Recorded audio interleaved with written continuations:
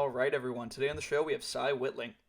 Is an illustrator for the ski and mountain bike industry. So, in this episode, we go deep on his process, what inspires him, everything behind the scenes.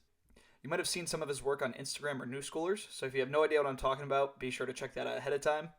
We wrap up the show with some viewer questions, which can be submitted on our Instagram at 2plankerpod. As always, if you like the show, be sure to subscribe and give us a rating. And yeah, that's it. Hope you like it. Who are you and what do you do? My name's Whitling, and I'm an illustrator based out of Idaho. So I draw stuff, and I draw the stuff I like to do, which is mostly skiing and mountain biking. Cool. So, what's your current work setup right now? Because last I heard, and so the reason I hit you up is because I was interviewing Twig and Zorko from New Schoolers, and they were both stoked that they hired you for this kind of part-time position. So, how are you making your money right now? Yeah, so New Schoolers for me, I went through the end of April. So I'm coming up on my first month without a New Schoolers paycheck coming. Um, so right now I'm fully freelance. So that's freelance, like commissioned illustrating work.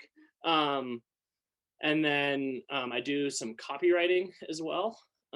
So that's what I'm doing right now is I've got a couple of bigger projects for clients and then personal paintings that I sell. And then I write about gear as Mhm. well. Hell yeah. So, was that planned ahead of time that you wouldn't be working for New Schoolers during the summer months? Yeah, just the way their advertising schedule works, and also the way my schedule works. Like, it's really nice to take for me to take a few months off in the summer. This is only my second year in the current situation with New Schoolers. And last year, obviously, we had COVID came through, and like everything shut down. Nobody had any money, so I ended a month earlier last year. Yeah, but I'm off through probably September, and I can still write stuff for New Schoolers if I'd like, but instead of like being on a schedule of 2 pieces a week, I would pitch it to Twig and get his approval and then publish. Hmm. Nice, man. So, I think I always think that it's good to get context on the people that that their story isn't super well told. So maybe you want to tell a little bit about yourself and where you grew up and kind of how you got to where you are, because you hold a pretty unique position in the ski industry right now, being like a ski illustrator. I don't really know of anybody else doing that.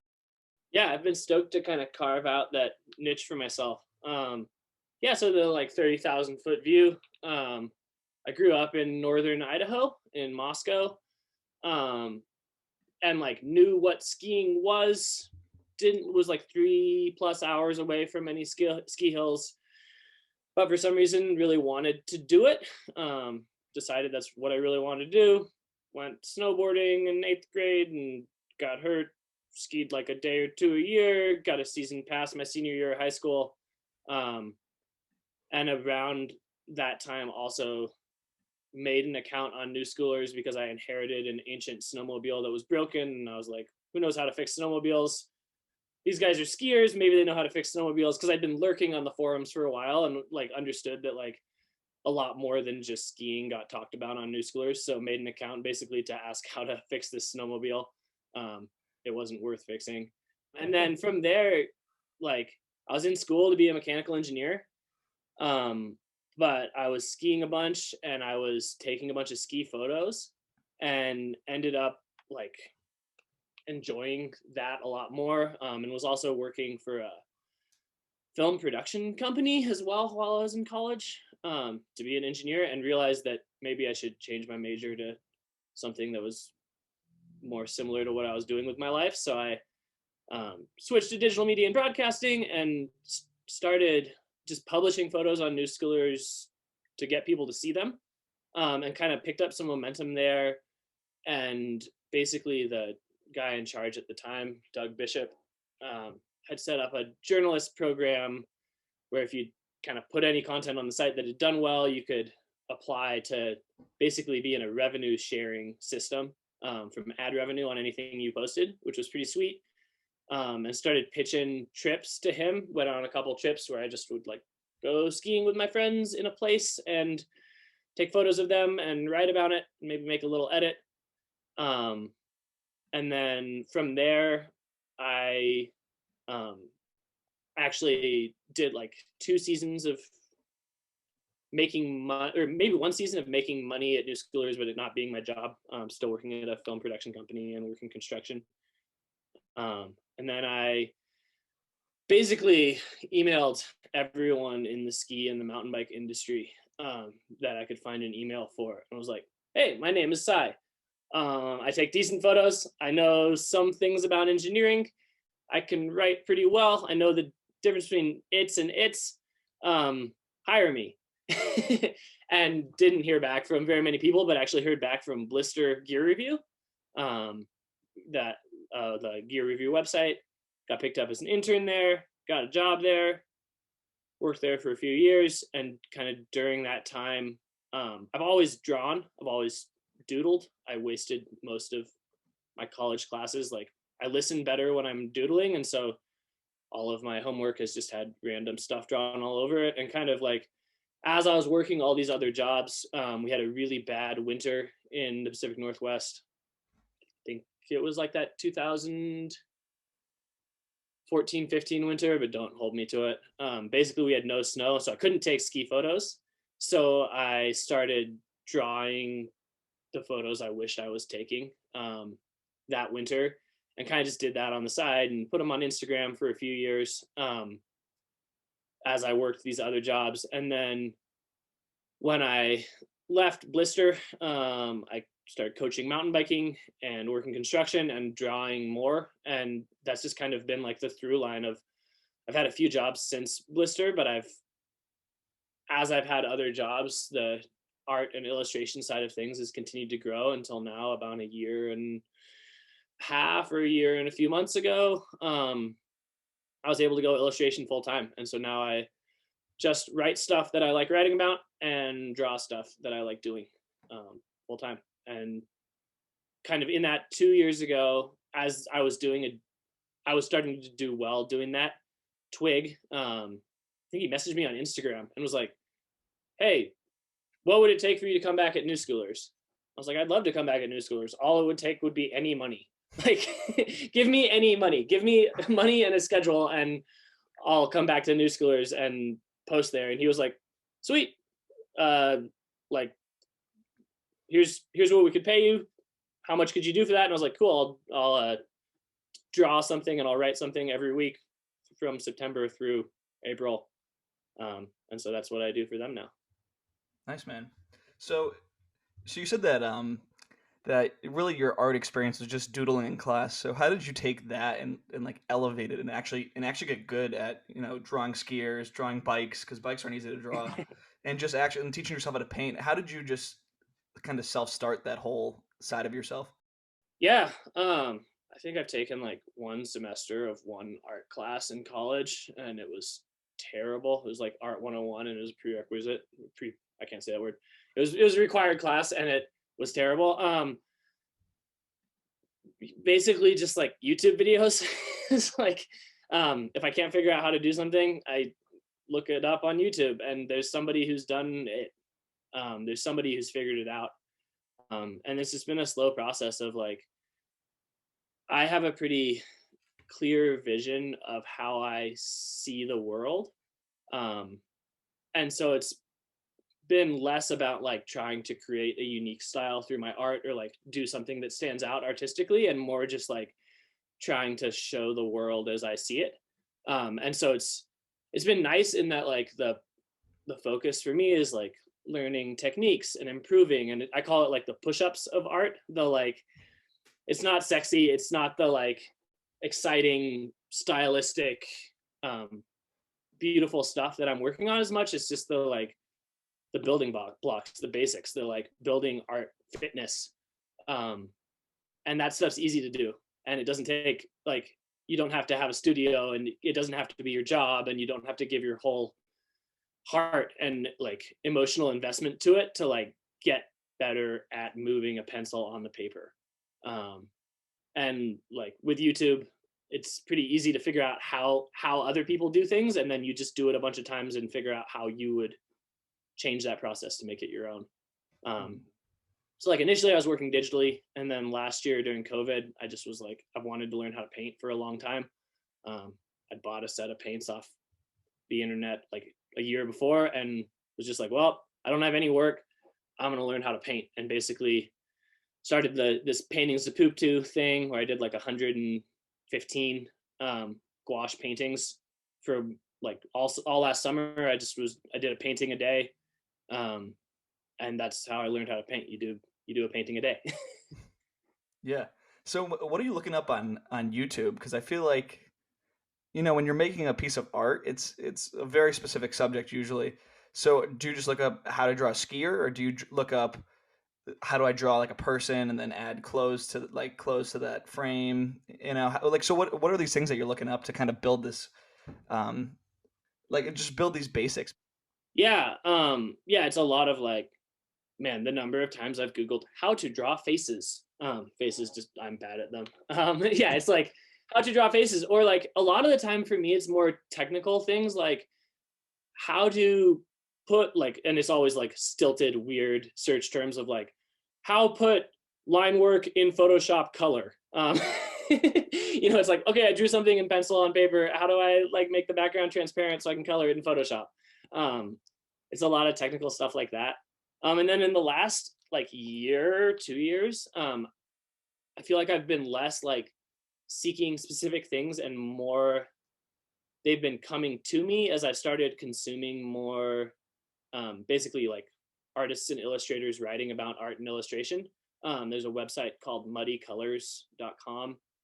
It's a bunch of fantasy artists and they just have a post every day, and it can be something technical or something more theoretical. Like they'll like how to paint dappled light.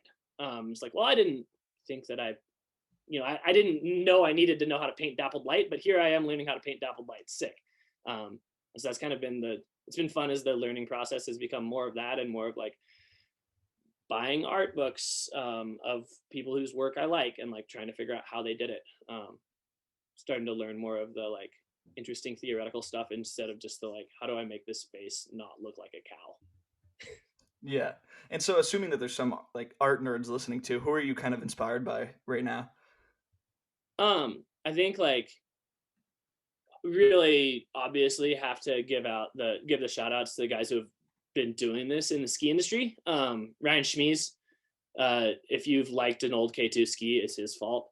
And that's like, I read an interview with him in probably 10th grade, in like a weird local magazine that was just like, this guy has figured out how to make a living drawing skiing. And that's kind of stuck with me, in the back of my mind. Or like, he doesn't even really draw skiing. He draws stuff for skiers, right? He draws like cannibalistic clowns that go on skis. So he's obviously a huge inspiration. Um, I try not to just imitate his style, but just like he's someone who has made a life drawing stuff for the outdoors. Same Adam Haynes Stickfort.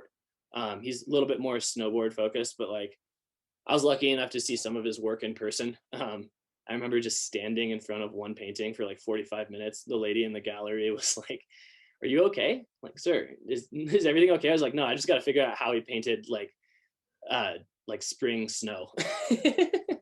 So those two guys in skiing are huge inspirations. Um, and then there's also like outside of skiing, there's just a huge number of artists who like do certain things really, really well, that I really enjoy. Hmm. And so you used to do like mechanical engineering and construction, you said. Did you always have an artistic like kind of outlook on the world, or did that is that something that came with you becoming more and more interested um in creating art? Because construction especially is very procedural. That you go in, do whatever's planned out, and then you do it. And then switching to art, you kind of just it's more of like a go with the like you still have a plan, but it's more go with the flow. Yeah, yeah. I mean, with construction, that's just like it, it's the best.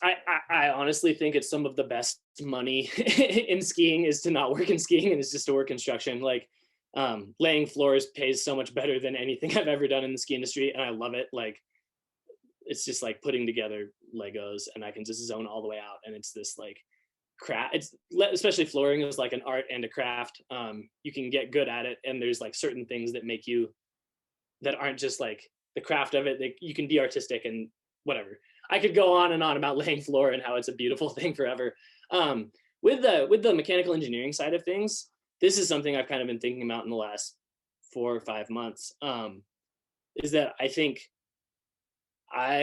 in my life, the one thing that's been really consistent is I find satisfaction and joy in the intersection between really carefully planned, really carefully designed things, um, and then those things running into complete randomness and chance, which sounds like kind of dorky, but basically, um, I think like my favorite kind of skiing is on a ski that's really well designed. Somebody really thought it through. I know exactly what it's going to do in every situation. I'm on a binding, I'm on a touring binding that engineers spent hundreds of hours designing. It's this very precise, very specific thing.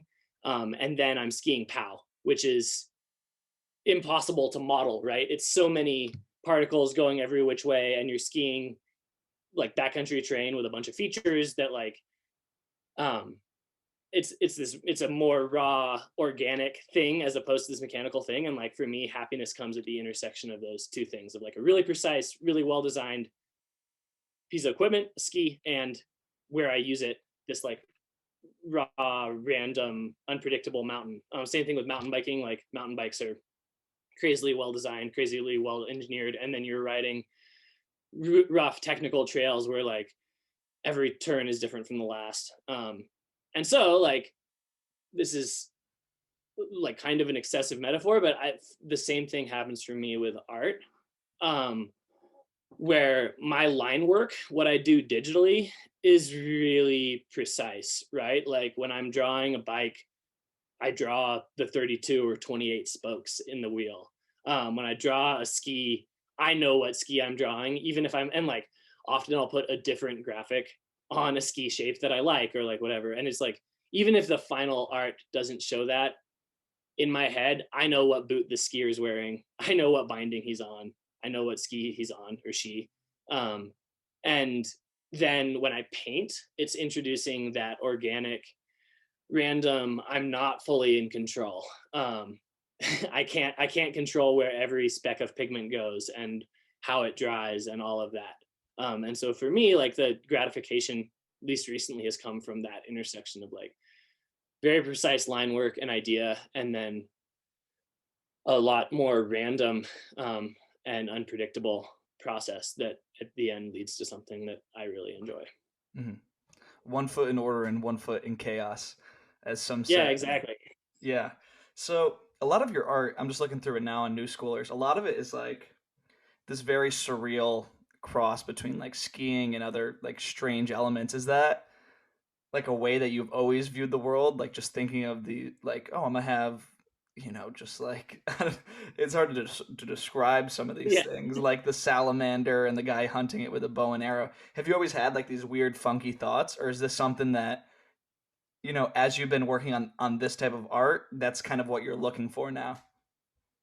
No, like that's just how I've always seen the world. Like I'm I spent my childhood with every stick being a sword, right? And then like I thought I would grow out of that, and now it's just my ski pole as a sword, and I'm still like waving it around and yelling dorky Lord of the Rings quotes and like reading mediocre fantasy books every night. Like I I live in a world in which there are giant salamanders lurking behind every corner.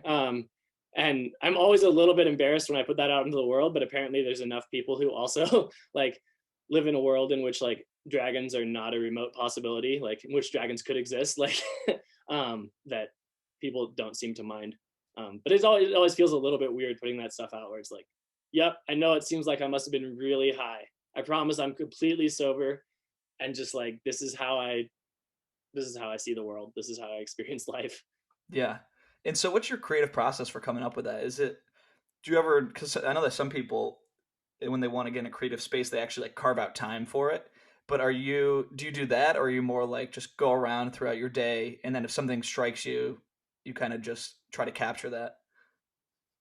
Yeah, it's kind of a mix of like, I don't know if you're familiar with the there's an artist called the Oatmeal. He draws like wildly existential comics. And he has one about like how art is a process of inhaling and exhaling. And that's really stuck with me. I've really identified with that of like, there's times when I'm really productive and like cranking out a bunch of work and like, doing 4 paintings a day. And that's when I'm exhaling, I'm putting a bunch out into the world. And then I've found that I have to like often have to make time just to strategically inhale. And it's not even that I'm being creative in those times, but like often I'll just be like, okay, I've put out a bunch of work in the last month. I'm going to take a week where I'm not allowed to make anything finished. I'm not allowed to like basically put out anything that I'd put on Instagram. And that doesn't mean that I'm like filled with ideas and my creative process is going really well. It just means that I like force myself not to make anything and give my mind a little bit of time to absorb what's happening around it. And usually, like, unfortunately, those weeks are not when I have good ideas, but they like give me space to have good ideas later. So it'll be like on a mountain bike ride or like on the climb or skinning or even just like on the chairlift and start to come up with stuff. Mostly it's just like I draw activities. So when I'm doing those activities, I'm thinking about them. And that's like how my brain snaps upon ideas. Hmm. So in the winter you're making ski paintings, in the summer you're making mountain biking, and it's not really ever flip flopping. No, like in the shoulder seasons, like as soon as March is over, I'm like thinking about mountain biking, even as I'm still like working for new schoolers. And by the end of July, my bike is creaky, and I'm thinking about skiing and like wanting to paint skiing. And I'll do both throughout the year, especially like as clients want it. And like the people that buy my paintings want more skiing than mountain biking, so like I do more skiing for them. I just have more people in my life who care about skiing and mountain biking. Have you had any particularly big commissions since you started doing this? I know that there's some people that would probably want, even if you haven't come across them yet, there's definitely gonna be some people down the road that want like either crazy big or like a really complex, like very personalized piece. Yeah, I've had some of those. Honestly, I really rarely enjoy personal commissions as much as I enjoy commercial ones. And like some of that comes down to like I'd rather be an illustrator than an artist. I'd rather make things that do something for a brand than just sit on a person's wall, which I know is kind of weird and anathema, but like I love commissions that are for a brand and they're like, this is the story we're trying to tell, can you help us tell it? Or this is what we're trying to sell to this kind of person, can you make something that would appeal to them? Those are the commissions that I really like. I would say like it's not exactly a commission, but I do a comic for the magazine Mountain Gazette, and that's been really fun. I'm working on my 3rd one for that right now for their fall issue, and that's really cool because their editor basically just tells me how many pages I have and copy edits whatever I give him, but is otherwise just like what story can come out of your brain that you think our readers will like. And it turns out that like I think I have a lot in common with the readers of that magazine. I value similar things, and so I can tell stories that like reflect my values and they can resonate with. And the same goes for new schoolers of like doing 2 things a week. It can get kind of like there's a lot of repetition, and it can get a little not boring, but like here we go again and again. We got to come up with something for new schoolers this week. But even so, I love giving like putting things out into that community because I feel like I know that community pretty well. I know what they want, and like it's really fun to make stuff that people resonate with, even if it just like makes them giggle for a second and they move on.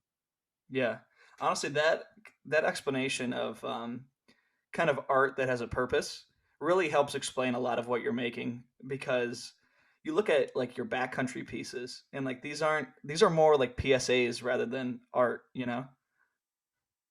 Yeah, yeah, it's like the ad campaign that I wish somebody was running. There's a lot of the stuff on New Schoolers is like that, where it's just like I wish somebody was saying this, so I guess I should say it. And like Yeah, the backcountry safety ones are pretty personal, of just like the degrees of separation between backcountry fatalities and me get smaller every season. I'm like, I worry about my friends. I worry about the kids I see posting threads on New Schoolers asking, what touring bindings to buy, and I can't, like, it's not my place to like teach them everything, but like this is a small way that hopefully I can promote safety. Hmm.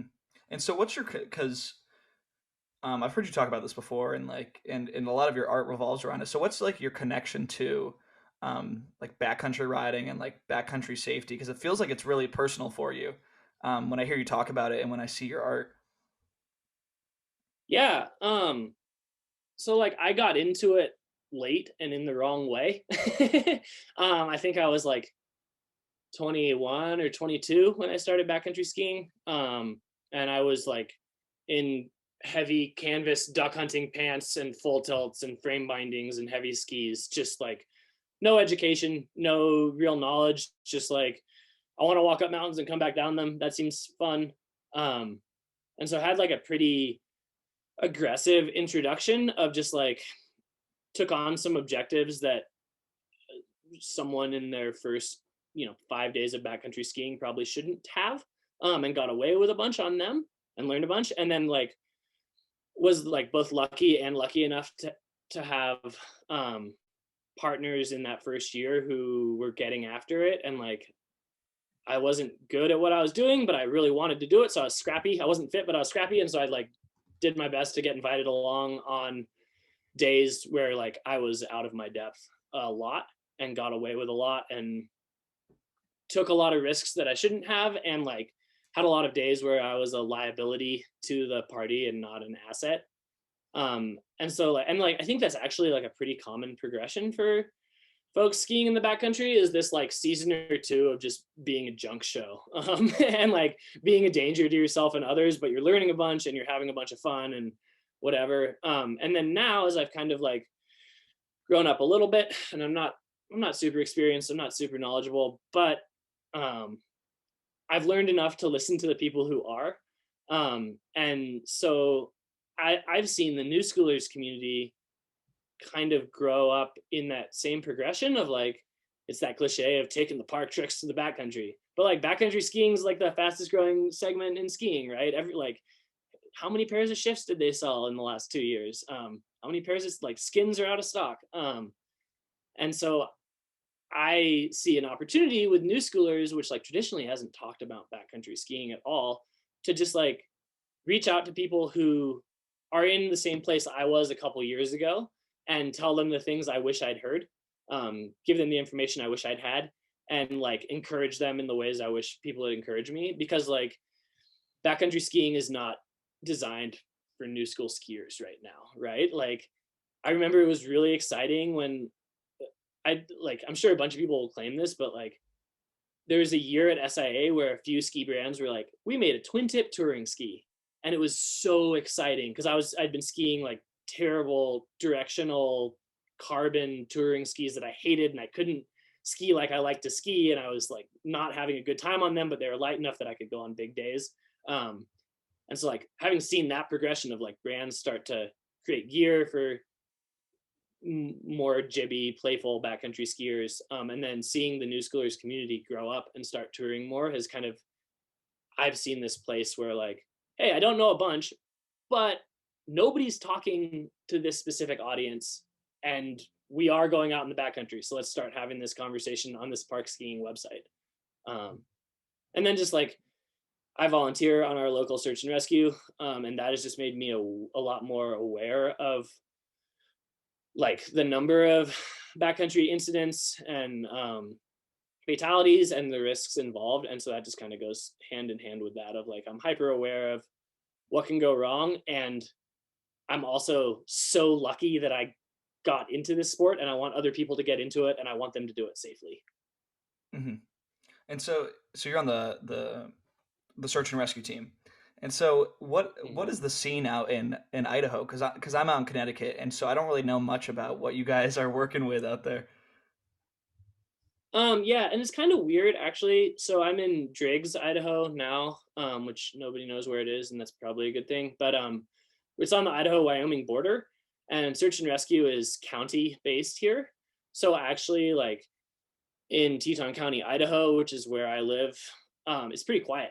Um, and that's changing. We're getting more people. We're getting more people out in the backcountry, but we're not getting called out all that much.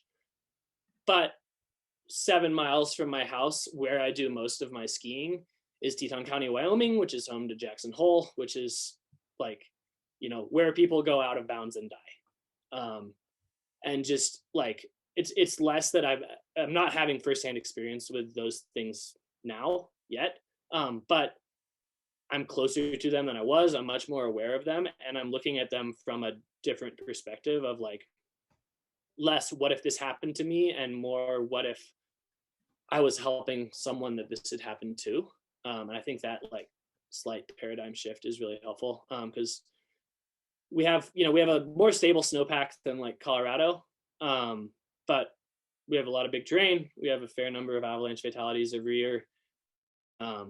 I do most of my skiing in uncontrolled avalanche terrain, so it's on my mind all the time. It's what I go to bed thinking about and what I wake up thinking about for most of the winter. Mm-hmm. Thinking about it for yourself, or thinking about it in terms of just your community? Yeah, so I'm reading that forecast every morning for basically my community and myself of like, if I'm going out today, what kind of terrain am I going to choose? What risks am I taking? But also like it's not that unique, but we live in a place where the avalanche situation affects the whole community because a bunch of people commute over Teton Pass every day. And there's a bunch of slide paths that end on that road that people ski. And so like there's some days where you wake up in the morning and you're like, somebody's gonna put snow across the road and everybody's gonna be pissed. And that affects everyone. So it's kind of, yeah, like I worry about myself and my friends, but it's also just like this affects everyone. Yeah. Yeah, and so before we like depart from the avalanche and all the negative aspects of backcountry skiing, like if you so based off your training and like what you've learned, like what advice would you give people that want to get into the backcountry and actually start exploring that area of the sport? Um, do it. It's awesome. But get educated and then understand that avalanche education is not a one-time thing. It's not a certificate. It's not a like free pass of like, I get to go into the backcountry. I have my Abby 1. I am bulletproof, right? Like you're more likely to get caught in an avalanche after you've had some avalanche education than before you had any. So like continued education, continue to go to talks and listen to smart people, read the Avalanche Review. It's a really good magazine. Read the forecast every day. A good exercise I found is like read the weather report of what happened the night before you read the forecast, and then try to in your head like anticipate what you think the avalanche forecast is going to be. Basically like test yourself against the professional forecasters and be like, okay, well, it snowed this much and it was this windy. I bet it's going to be considerable for this reason. And then read the forecast and see how you did. Um, just like, yeah, try and listen and learn. But get into backcountry skiing. It's awesome. Hell yeah. And so this might be getting ahead of ourselves, but somebody, we won't go into to all of your questions right now, but who was it? Let's see. So Hatcher underscore Gordon was wondering all about your blade touring, and like so he's wondering how did it start? What did you start on? Like what's the deal with the blade touring? Yeah, that's the weird new great thing. It actually started. I ski bladed before I skied. I know somebody's gonna give me crap for like ski blade versus snow blade. Like people get ornery about that. It's snowblading. It doesn't matter. They're short skis. But actually, like yeah, before I started skiing, I read the tribute to Shane McConkey in Powder magazine. It had a bunch of pictures of him as Saucer Boy, and I like didn't really pick up that it was a joke. I just thought he snowbladed a lot and was like, this guy's the coolest ever. I want to be like him. So I got a pair at the thrift store for like $2.99. So I ski bladed a few days. My friends made fun of me. I ended up going to Real Skis. But I've always had a pair of blades. You pull them out for like closing day. And then I had a pair with old Silvretta touring bindings for a season, but the bindings sucked, so I never really used them. And then last 2 winters ago, We basically had a slow start where we got enough snow that we couldn't mountain bike, but not enough snow that it was worth skiing. So we decided to do this really stupid traverse from basically the west side of the Tetons in Idaho to the east side of the Tetons in Wyoming. I think it was like 19 miles of really flat, not skiing. I made like 8 turns over the course of a really long, stupid day. Um, and I was like, man, I don't want to bring real skis on this. So I threw tech touring bindings on a pair of snowblades and had a great time. They're way lighter, way easier to carry on my pack. It was awesome. And then from there, I was kind of like, well, what if I just did this? What if I was just touring on ski blades? And so this year, Sego Ski Company and Victor made me a pair of their, they call it the Big Mountain Blade. And I got them and I was like, oh, I wonder what, like, I was like, okay, I don't want to endanger myself or others, but what could I ski on these? And pretty quickly realized that I can ski anything on them, that I can ski on real skis. And they weigh way less and they're easier to carry and they're really fun. And like, I'll never get over like being on the skin track to like a kind of gnarly line that maybe requires a rappel. And there's like hardcore real backcountry skiers that you pass and you're on ski blades. It's a great feeling of just like the double take. And then this spring, I actually got to ski the Skillet on Mount Moran on blades on International Snowblade Day. Just kind of like it all lined up. And for that line, it's like 6 or 7 miles across a lake, like flat across a lake that you're skinning before you even go uphill. And I was skiing with a friend who's like a skimo racer and he's on really light gear, and like the blades were the secret ingredient where I was able to go fast enough to like ski with him and do this big day in one day and like ski this like the best experience I've ever had on snow on the blades. And so now I'm working with Full Send Ski Co. out of Dakota to we're coming to market with the first ever touring specific snowblade. I think it's June 8th is when the pre-orders open, but we've like designed a like 100 centimeter long snowblade for skiing. It's really fun. It's great for backcountry skiing. It's light. It weighs half as much as your touring setup, and it's more fun. That's awesome. So were you part of the just the graphic side of it, or were you actually engineering the ski? No, so his graphics are just wood veneers. They're really pretty, just like beautiful wood grain. I actually helped him design the ski from like what I've skied. I've skied a fair number of blades, and like I had some pretty specific design requirements, and like he just actually mailed me what I think is the final prototype yesterday. I'm gonna try and get it on snow in the next week or so. Um, yeah, so we've been tweaking like the shape and the rocker profile. It's got a swallowtail. Like this last one, we've been changing the tail rocker and the shape of the swallowtail. They're really good. They're like really, really fun to ski, and it's shocking what you can get away with on them. And they're really affordable because they take less material to make. So they're gonna be like $420.69 on the pre-order, and like that's way cheaper than any touring specific ski. And they're way lighter, so they're great.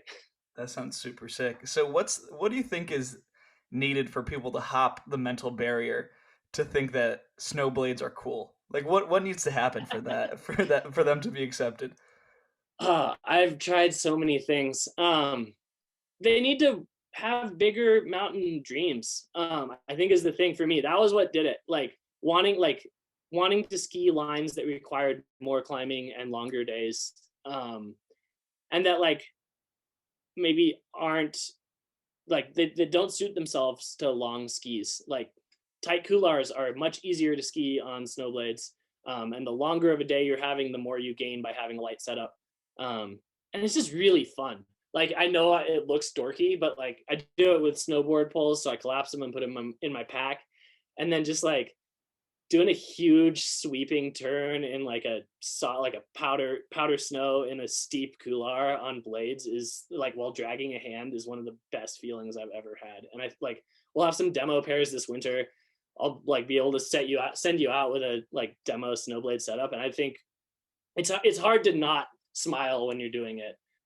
It's really fun, and they're more versatile. You can ski them inbounds, way better than you can ski light touring skis inbounds.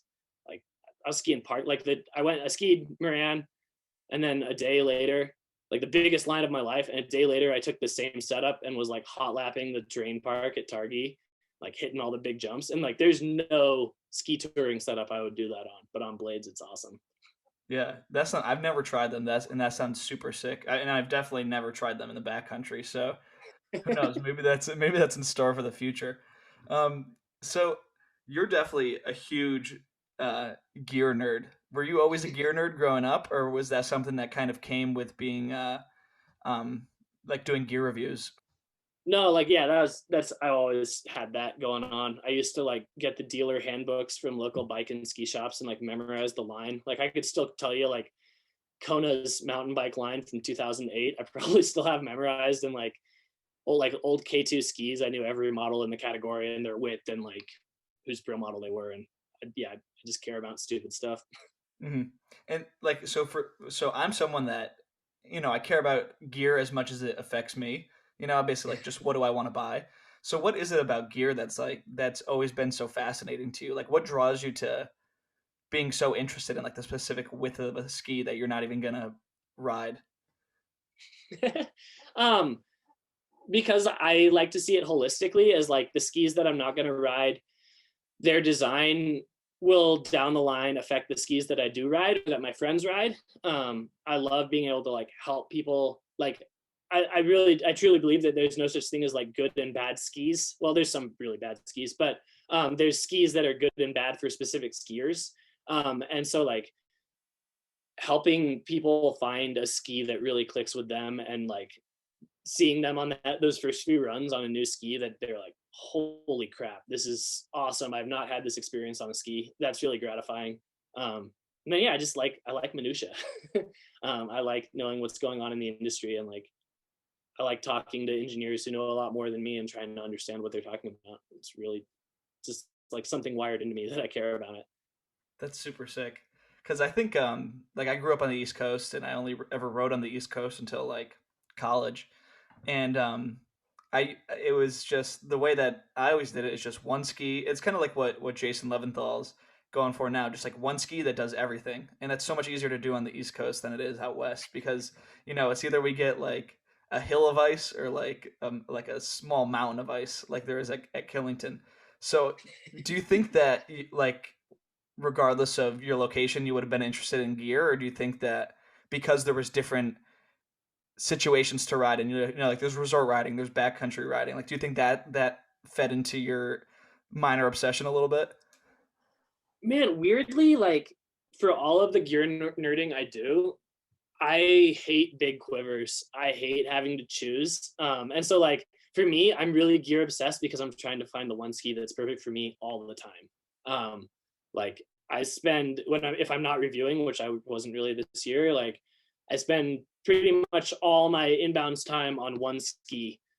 I spent all of my touring time on either one ski or my blades. So like I think it would have happened no matter where you'd put me. Where like yeah, it's fun to I love the really specific skis that just do one thing really well.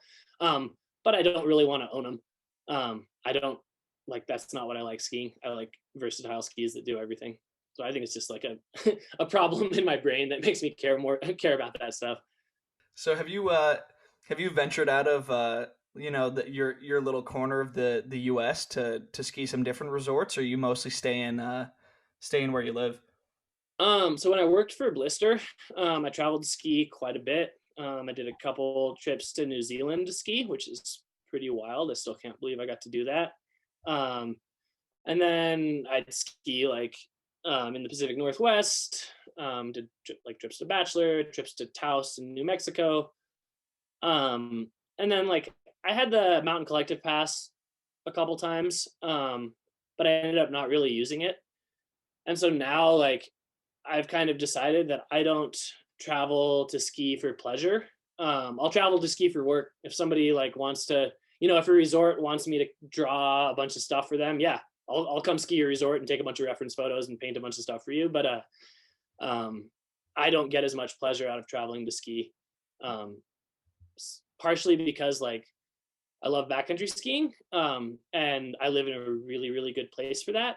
And there's a inherent risk of like traveling to backcountry ski of like I spend the season learning our snowpack, and I know what layers are buried and like what aspects are historically touchy, and it's this like bank of knowledge that I have. And like traveling to a new place, you can't learn the snowpack as effectively. And then like skiing in mountains, I'm really lucky, but like I walk a block in my ski boots and I hop on a shuttle and I sit on the shuttle for 15 or 20 minutes and I'm at Grand Targhee.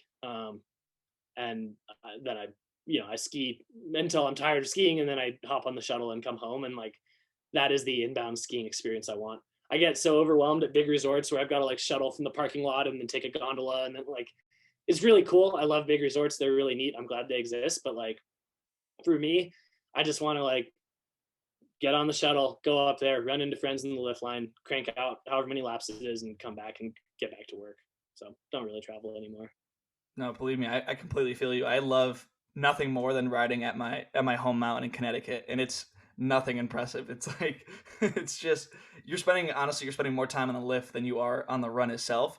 But I just love the community aspect of it, and like, oh, I grew up like learning to ride here, and I love seeing people that I know here, and I love knowing every single like side hit and all of that. So I completely feel you.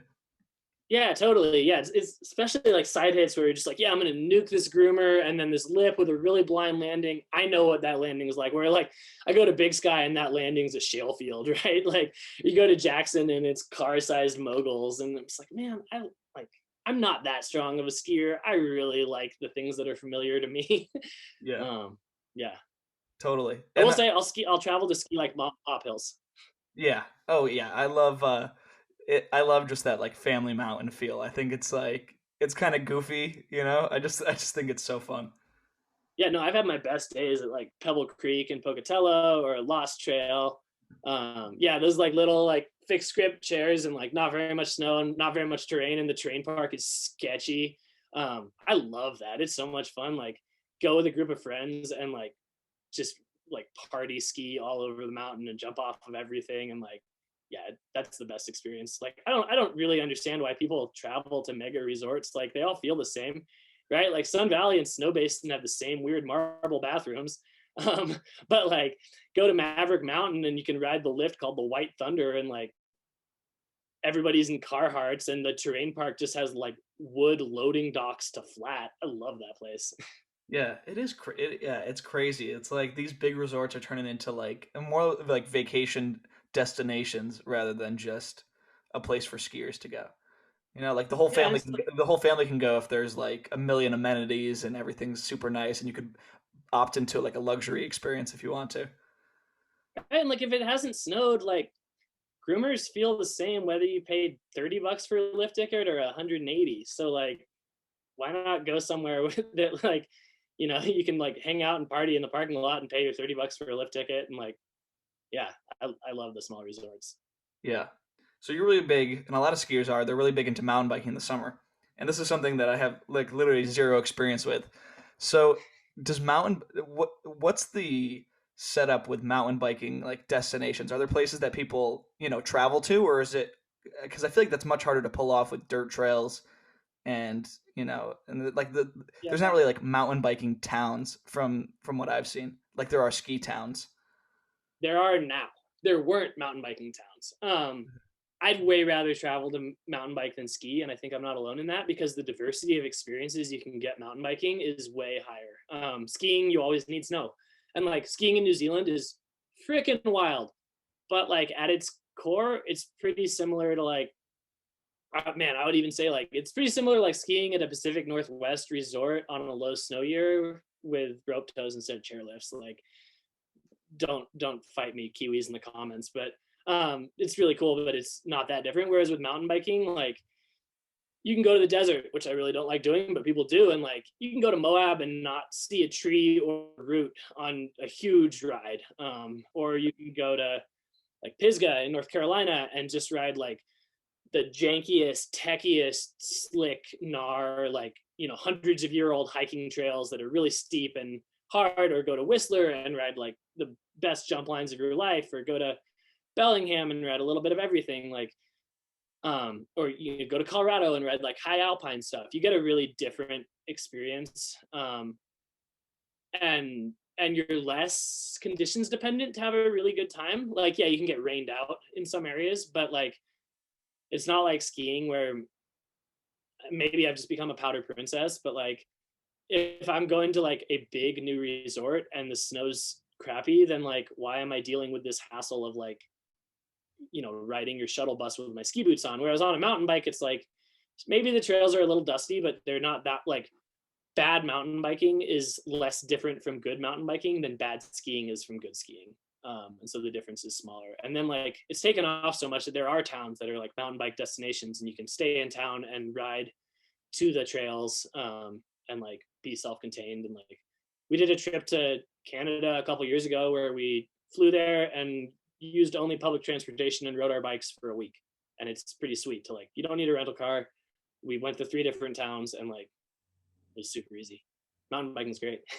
Yeah, and I actually, so while you're talking, I was thinking, and I actually do take back my statement about the mountain biking towns, because I was in Moab last summer, and that is definitely that is definitely like a mountain biking, among other things, a mountain biking town. Because I Yeah. was there for hiking, and I had never like been exposed to so much mountain biking culture, like basically everywhere you went.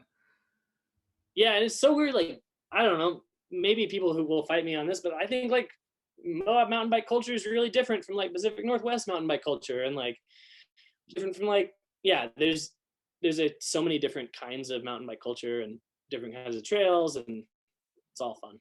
Hmm. Yeah, I really enjoy it. I feel like I gotta get into it. It seems like it's a nice complement to skiing, you know? Because right now my season is skiing and then golf, but golf really doesn't like tickle you the same way that that mountain biking probably does. Yeah, yeah, and like mountain biking has a big barrier to entry initially, right? Like a bike is expensive, but when you look at like the overall cost of like a bike and gear and like ski gear and a season pass and traveling to ski, like it gets into the ballpark of like a nice entry level bike. And with a bike, you've got the helmet, maintain it, and you can just you can ride it wherever. You don't need a lift ticket. You don't need a season pass. Mm. And I think the thing that's apart from the price, I think the thing that's prohibitive for a lot of people, including myself to a certain degree, is that falling on a bike sucks way more than falling on skis. Like falling on skis, you can kind of just tip over, but falling on a bike, like you could really eat it and then have like your gear mess you up pretty bad too. Totally. Yeah, and it's interesting. Like I coach mountain biking, and last year I coached a couple, or I guided. I don't know. I rode with some kids up at Grand Targhee Resort, and it was really interesting to see that like mountain biking is starting to follow ski culture in that like people will go on their trip to a summer vacation destination that has a resort. They will have never mountain biked. They don't bike commute. They don't ride a bike, but they go into a rental shop, rent a downhill bike, buy a lift ticket, and decide they're going to ride downhill trails all day, which you can do on skis, right? You can like, I love that people who are not skiers can go to a ski resort, rent gear, go ski. But on a mountain bike, man, that's just how you get a tib fib fracture. Like, it's wild to see people like you don't just have soft groomers to fall on. The bunny hill can still mess you up. Like the consequences are higher for beginner riders on a mountain bike for sure. Hmm. And so, what do you think is like an easy way to ease into it? Almost apart from like getting a bike that isn't like several $1,000s. um, get a rental, um, and like bike parks can be a great way to get into mountain biking, but ride trails that are appropriate for you. And like watch some YouTube videos or get a coach or go with a friend who knows what they're talking about and like focus on fundamentals from the start. Like parking lot drills seem boring, but they're really, really valuable, just for like figuring out the mechanics of like what you're supposed to do with your body. Um, yeah, and like a lot of bike shops will offer rentals. Um, and like most places have mountain bike culture in some way now. And like a lot of towns have like little bike parks that are really fun to ride and like pretty low consequence. Like skills parks and pump tracks are a great way to get into it. Awesome. So, we're getting close to the hour mark. I think we'll move into some viewer. We'll move into the rest of the viewer questions because we did hop into that a little bit earlier. Okay, so Simon Winkler 04 asked short skis versus ski blades. Short skis are the worst of every world. Um, like I get people ask me this on Instagram. They're like, well, why don't you just get the kids bench Chetler? It's like, well, the kids bench Chetler isn't short enough to feel silly. Like I want to feel like I'm rollerblading, which I do. And like it doesn't get you the weight benefits of the short ski. It doesn't get you the maneuver of the ski blade. It doesn't get you the maneuverability of it. And like if you want to be on a real ski the ski that's the right size for you. I love skiing a 186. Like when the snow's deep and I want to jump off stuff, I'm on a big ski and I like to go fast and jump off stuff. Well, I don't understand why you would split the difference with a ski that's too short for you. Hell yeah. All right. Whamaron asks favorite ski movie and segment. Ooh, that's a good one.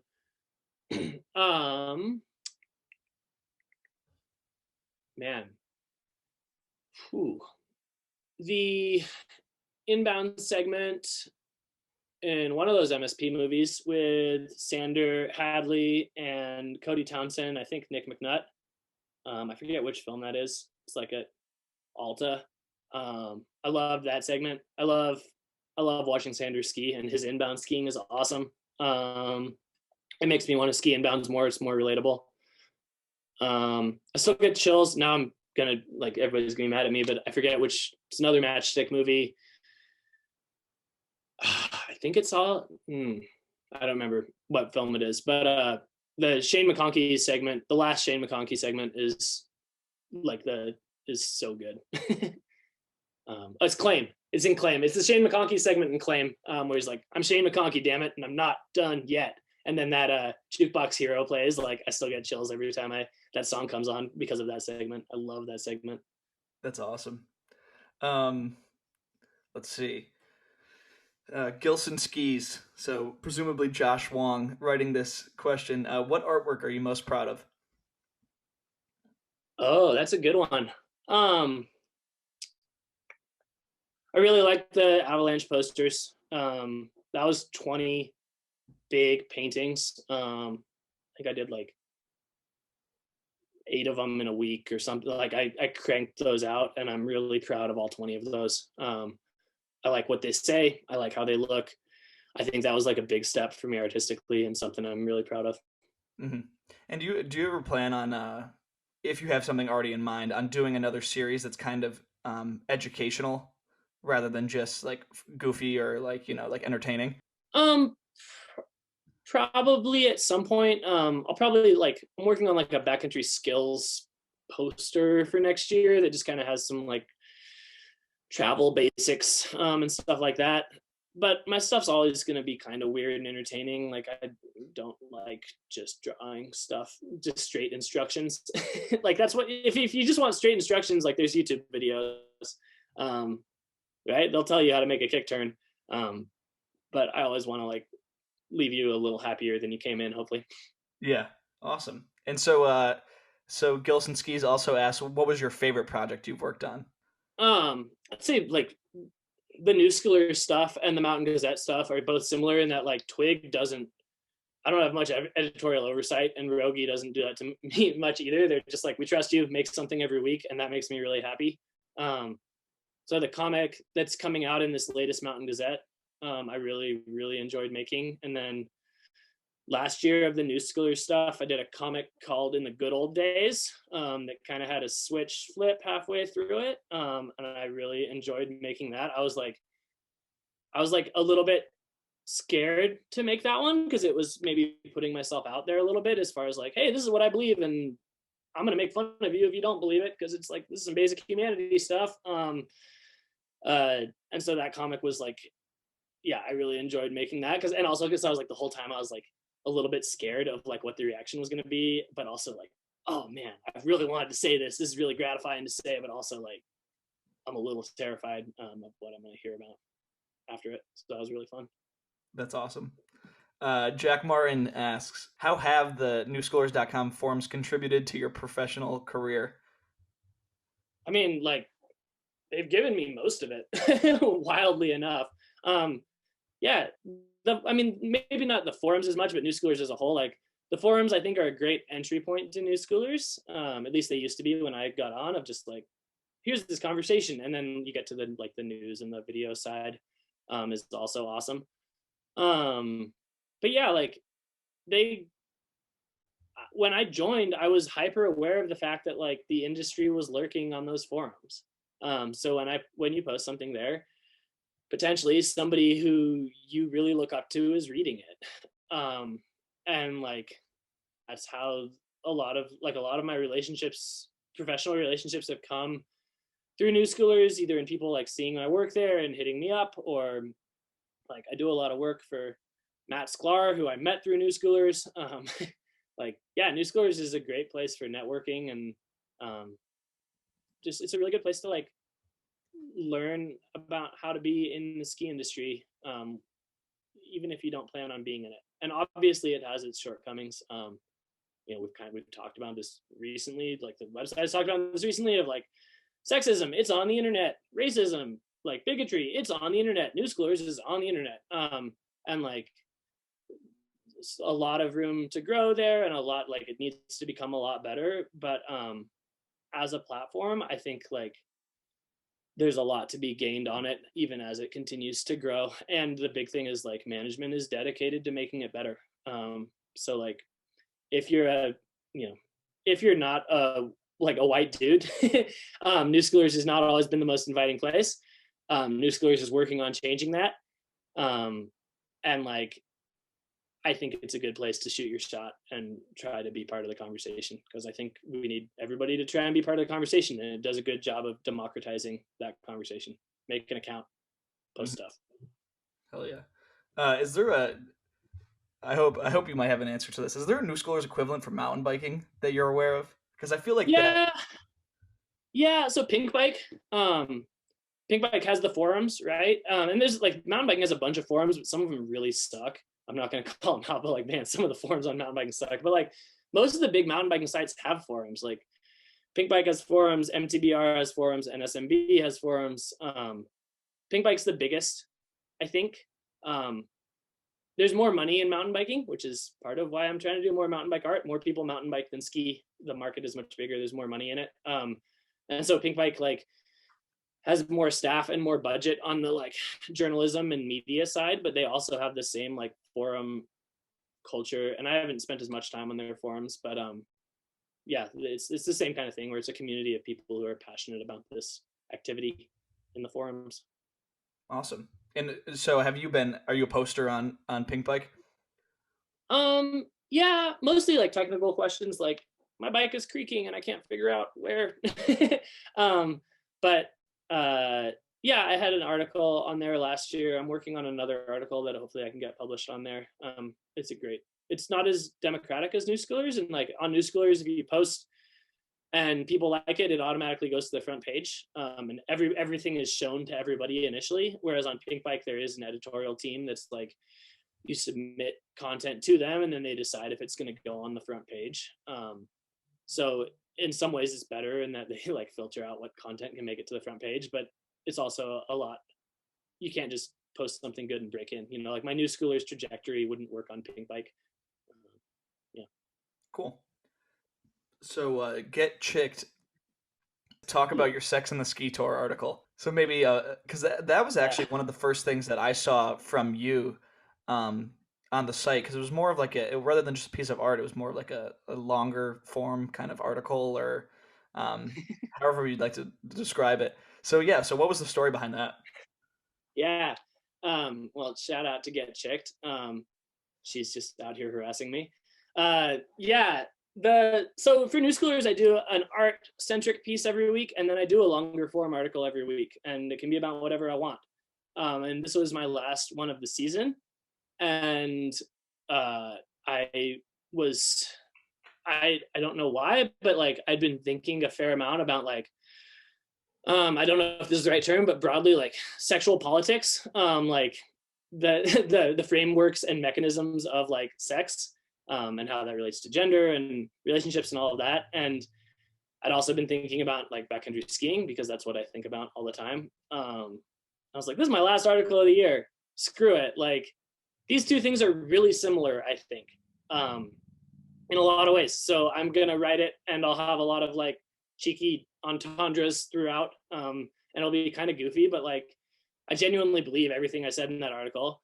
And like it's kind of hilarious to me how like so much of skiing is heavily sexualized, especially when it comes to women's bodies, where like we're mocking female skiers when they post a swimsuit photo, but also we're like, yeah, it's all terrible and disgusting how we treat women in the ski industry. And but at the same time, we're like kind of prudish. Like we don't actually talk about anything interesting sexually. Right? It's just like people making Gus Kenworthy jokes or people being like, I jerk off to her, or like being like, well, she's not a real skier, she's just an influencer, right? Like it's kind of garbage, and like none of that, like beyond being toxic, all of that conversation is really freaking boring. Like, okay, so like you're allowed to like talk about like a new ski giving you a boner because you're 12, but like you're not allowed to talk about like how consent has something in common with like backcountry skiing or like yeah experimentate, like it's all of this just like I just find that like sex in the ski industry is incredibly boring, and like it shouldn't have to be. And like I think sex is really interesting, I think skiing is really interesting, I think they're super similar, I think like we'd all be a little bit better off if we like thought through our relationship with both and how it affects our lives. So that article was really fun to write, and luckily like people liked it. Some people didn't get it. To those people, like go watch Sex in the City, great TV show. Maybe you'll grow up a little bit. That's what the title's based off of. And then like, don't be such a prude. Like, sex is cool, skiing is cool. Stop just having the shittiest parts of sex relate to skiing. Come on, let's be better than this. I love that explanation of it. Uh, so when you like drop an article like that, or one that like you're kind of like nervous about, um, what are so you publish it, and are you just refreshing and reading all the comments, or do you kind of like take a step back from it and you're like, regardless of what people think, I'm proud of this piece?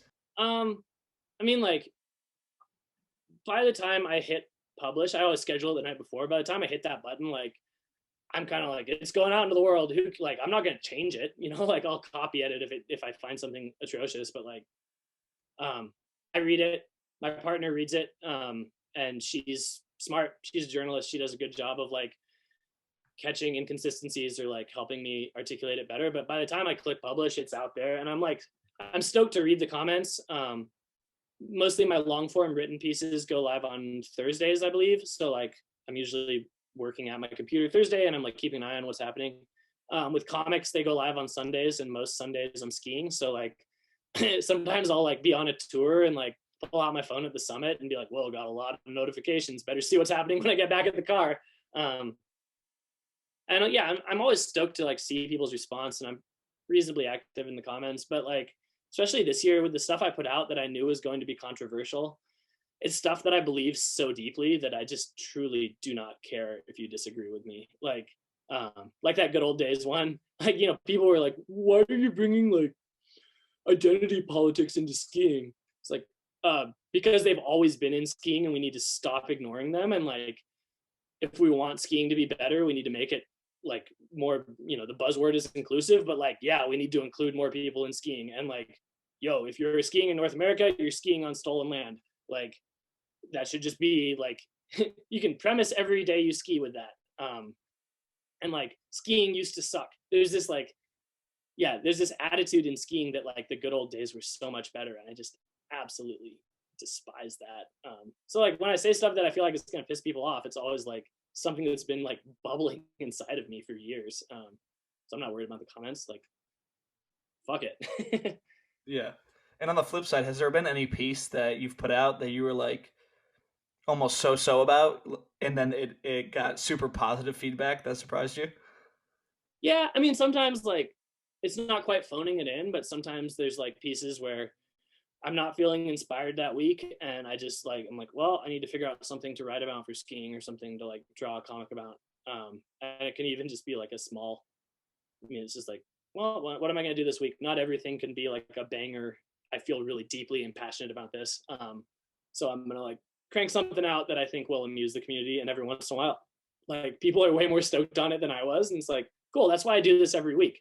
That's why I do it. Like that's why I'm on a schedule instead of just doing it when like inspiration strikes. Because for me, like routine is important and helpful and makes the final product better. Like, holding myself to a schedule makes me make my mediocre content good so I can put it out there. Awesome, man. And so I got two more questions just from myself um, that I thought of but did not weave in cleverly along the way. So in the previous podcast you're on, you were talking about an art book. I was wondering if that ever materialized. That was supposed to have materialized last month, and then I got busy and went on a bike trip, and didn't happen yet. I'm working on it. I found a publisher. I need to like get my prices from them. I need to make this huge PDF that keeps killing my computer. But yeah, the art book will happen. You should still buy it when it comes out, everybody. But yeah, I'm stoked. It's just going to be like a big compilation of everything I've done in the last few years, and honestly, it's mostly for me to like just be like, this is where the last few years of my life went, and I am proud of it. Because generally those things aren't financially lucrative for me, but like if people want it, it'll happen by July. That's what we're saying now. By July, the art book will be available. I'll make that happen. Awesome. And are you thinking like is this gonna be a coffee table book that's just gonna be like huge, or are you gonna do in more of a small format? Yeah, it's gonna be 11 by 17. Not hardcover because that's really expensive for me, but just 11 by 17 and like 100 pages ish probably. And full color and pretty, and yeah, put it on your coffee table. Look at it. Like my big goal, honestly, is like people always bug me for prints, and I hate making prints because it's expensive and it takes a bunch of time and it doesn't really like I don't make much money. So this book, like cut out pages and put them on your wall. Like it'll be all the art I've done in a big format. Use this prints or put it on your coffee table. Awesome. I will definitely begin one of those because that sounds sick. And so my last question is for because there's definitely some people in the ski industry that would like to do what you do. Like there's definitely people with an artistic slant that aren't doing this right now. So what advice would you give to an artist that wants to do what you're doing, basically? Um, yeah, I think about that a lot because I feel like I was very fortunate and very privileged to like end up where I am. Um, and I think the biggest thing is just like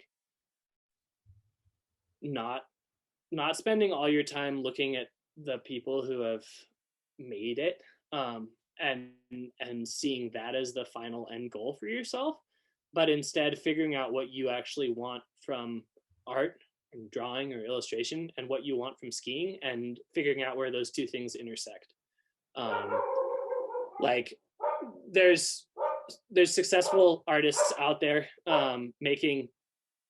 making art that's very specifically in their style and for their clients, and if you try and just emulate them, you're not like, who cares? Those clients already have artists, and like there's only so much room for people who are just copying other artists. So like yeah, figure out what skiing looks like to you and articulate that instead of trying to make skiing look like how someone else sees it. um, and do push-ups. Like it's not I hate this like art as this like blast of inspiration of like whatever, like smoke a bunch of weed and like, you know, crank out inspired work. And like that works for some people, but for me, like if you treat it as a job, you get better at it like you would any job. Show up, do the push-ups, and like have something worth saying. Everybody has something worth saying, but so often we get stuck into this like, I see it with journalism. It's more obvious with journalism because there's more ski journalists, but it's just like, oh, I want to write about skiing, so I'm going to profile the same skier that everyone else has profiled. I'm going to ask the same questions that everyone else has asked, and then I'm going to like use the same cliches that everyone else has used.